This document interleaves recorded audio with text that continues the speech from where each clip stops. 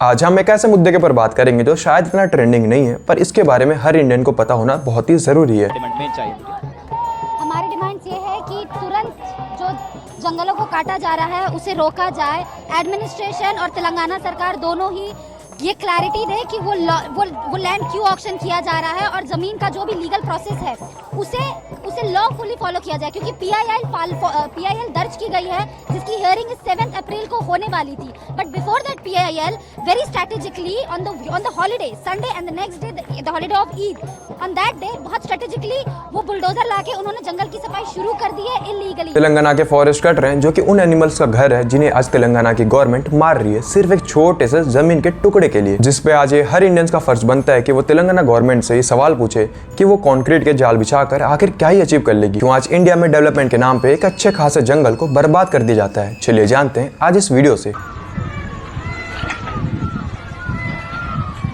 A disturbing video of birds screeching in distress as bulldozers cleared 400 acres of land in Hyderabad. Ram Ram guys, welcome to this episode. Telangana के कंचा गच्चीवली नाम के एक जगह पे 400 एकड़ में फैला एक जंगल है जो कि हो सकता है कि कांग्रेस गवर्नमेंट के लिए एक छोटा सा जमीन हो, पर ये उन स्पीशीज के लिए एकमात्र ठिकाना है जो उस जंगल में रहते हैं, जो कि पूरी तरीके से कंक्रीट के शहर से घिरा हुआ है। इसके अलावा वो स्पीशीज कहीं और जा भी नहीं सकती। आज तेलंगाना की कांग्रेस गवर्नमेंट डेवलपमेंट के नाम पे उन जानवरों से उनका घर छीन रहा है सिर्फ एक छोटे से IT इंफ्रास्ट्रक्चर के लिए। और ऐसा भी नहीं है कि पूरे तेलंगाना में कहीं और जमीन नहीं है इस IT इंफ्रास्ट्रक्चर के लिए, बट गवर्नमेंट अपनी ईगो सेटिस्फेक्शन के लिए ये सब कर रही है। और प्रीवियसली भी तेलंगाना की गवर्नमेंट ने उस फॉरेस्ट के कुछ हिस्सों को ऐसे ही डेवलपमेंट के नाम पे डिस्ट्रॉय कर उसमें कंक्रीट फैला दिया। और कल को अगर वही जानवर उसी जमीन पे दिख गए तो लोग उन्हें यह कहकर मार देंगे कि ये तो हमारे जमीन पे आ गए थे। जबकि हैदराबाद एक ऑलरेडी कंक्रीट का शहर है जिसमें थोड़ा बहुत ही जमीन बचे हुए हैं, फॉरेस्ट बचे हुए हैं। अगर उसे भी काट दिया गया तो हैदराबाद दूसरा दिल्ली बन जाएगा। वो दिल्ली जहाँ पे लोग ठीक से सांस भी नहीं ले पाते, विंटर आते दिल्ली कोहरे से ढक जाता है। जिस दिल्ली को AQI इंडेक्स में वर्ल्ड मोस्ट पॉल्यूटेड सिटी का टैग मिला हो, ऐसा कभी होता ही ना अगर दिल्ली में थोड़े बहुत भी फॉरेस्ट आज होते तो, जो दिल्ली के कार्बन एमिशंस को सोख लेते। जैसे हम इंडियंस डेवलपमेंट के नाम पे फॉरेस्ट को कट कर रहे हैं, इससे ना सिर्फ इंडिया में पॉल्यूशन क्रिएट हो रहा है बल्कि ग्राउंड लेवल वाटर्स भी कम हो रहे हैं। इसका बेस्ट एग्जांपल है दिल्ली और बेंगलुरु। दिल्ली देश का कैपिटल, बट लोगों के घर में गंदे पानी आते हैं। कई इलाकों में लोगों को टैंकर्स तक लाइन लगाना पड़ता है। तो वहीं पे बेंगलुरु में जहां ग्राउंड वाटर लेवल 1800 फीट तक नीचे जा चुके हैं और IISC energy and wetland researcher TV Ramachandra ji की माने तो 1800 फीट तक बोरवेल करने पर भी वाटर्स नहीं है और 6 साल के अंदर ये वाटर लेवल और भी नीचे जाएगी 600 फीट तक। सो ये होता क्यों है? जब हम humans being so called development के नाम पे फ्लोरा एंड फौना को डिस्ट्रॉय कर देते हैं और पूरे जमीन को कंक्रीट से भर देते हैं, तो उस एरिया के स्पीसीज तो एक्सटेंट होते ही हैं जिनसे वो जंगल पनपता था। साथ में बारिश के दिनों में बारिश होने के बावजूद भी वाटर्स लेवल यहाँ पे कम हो जाती है, क्योंकि हमने ऑलरेडी पूरे जमीन को कंक्रीट से भर दिया। तो वाटर्स यहाँ पर जमीन तक पहुंच नहीं पाता और वो सीवेज के थ्रू यहाँ पर बह जाता है, जिससे एट द एंड हम ह्यूमंस बीइंग ही सफर करते हैं। और कंचा गच्चीवली के उस 400 एकड़ में फैला फॉरेस्ट जिसके लिए स्टूडेंट प्रोटेस्ट कर रहे हैं, उनका भी कहना यही है कि वो यहाँ पर डेवलपमेंट के अगेंस्ट में नहीं है। स्टूडेंट्स का कहना जस्ट सिंपल है कि जो इंफ्रास्ट्रक्चर यहाँ पर गवर्नमेंट बनाना चाहती है वो हैदराबाद के किसी और लोकेशन पे शिफ्ट किया जाए, ना कि यहाँ बनाया जाए, जो कि वैलिड पॉइंट भी है। क्योंकि ऑलरेडी गवर्नमेंट ने पहले भी उस फॉरेस्ट के कुछ पार्ट को डिस्ट्रॉय किया, अब तो पूरी JCB लेकर पहुंच चुकी है उस फॉरेस्ट को पूरी तरीके से मिटाने के लिए। अब तो वहाँ पर दर्जनों JCB जाकर उस फॉरेस्ट को डिस्ट्रॉय तो कर ही रही है, बट साथ में उन जानवर को भी मार दे रही है। यूनिवर्सिटी ये मानती है कि वो जमीन उसकी है तो गवर्नमेंट कहती है कि नहीं, ये जमीन गवर्नमेंट की है। कांग्रेस उस जमीन को कुछ ऐसे पकड़ के बैठा जैसे मानो वो जमीन उसे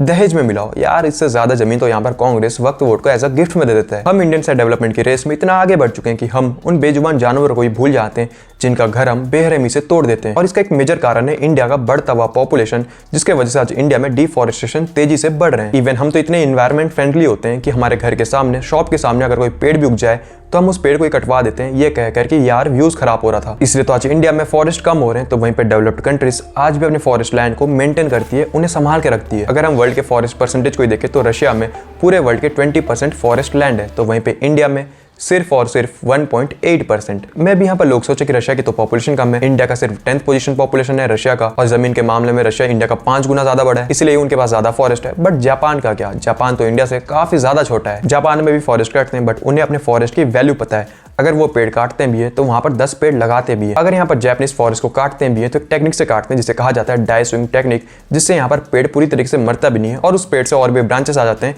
अगली बार की कटाई के लिए। बट वहीं पे इंडिया में आंसर भी ऑल नो, पूरे के पूरे जंगल को तहस नहस कर दिया जाता है।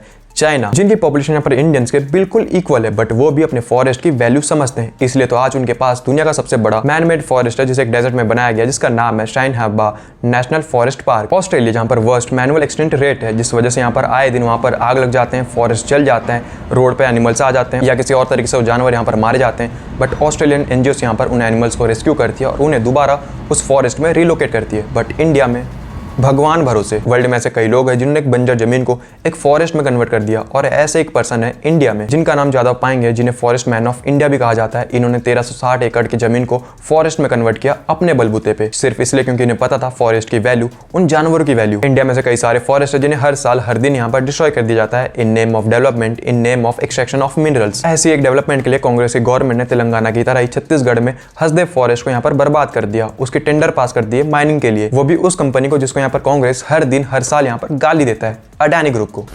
झारखंड में भी ऐसे एक डेवलपमेंट के लिए 1000 एकड़ की जमीन को बर्बाद कर दिया गया सिर्फ कोल के लिए। मैं यहाँ पर ये नहीं कह रहा कि कोल या मिनरल एक्सट्रैक्शन यहाँ पर गलत है, बट एटलीस्ट यहाँ पर माइनिंग के बाद उस फॉरेस्ट को यहाँ पर दोबारा बसाना चाहिए ताकि वो दोबारा रिकवर कर पाए। और आज जो तेलंगाना के स्टूडेंट्स उन जानवरों के लिए, उस जंगल के लिए प्रोटेस्ट कर रहे हैं, वो सिर्फ उनका इशू नहीं है, ये सिर्फ तेलंगाना का इशू नहीं है, ये हर इंडियंस का इशू है और इसके ऊपर हर इंडियंस को बात करना चाहिए और सवाल पूछना चाहिए कांग्रेस गवर्नमेंट को, आखिरकार उस 400 एकड़ की जमीन को साफ करने के बाद वो ऐसा क्या ही अचीव कर लेगा। तो ये था मेरा ओपिनियन। इस वीडियो को मैं डेडिकेट करना चाहूंगा उस फॉरेस्ट के लिए, और मैं भी चाहूंगा कि वो फॉरेस्ट ना ही कटे। आप क्या सोचते हो इसके बारे में? अपना ओपिनियन कमेंट बॉक्स में जरूर बताना। बाकी मैं मिलता हूं आपको अगले टॉपिक में, तब तक के लिए राम राम।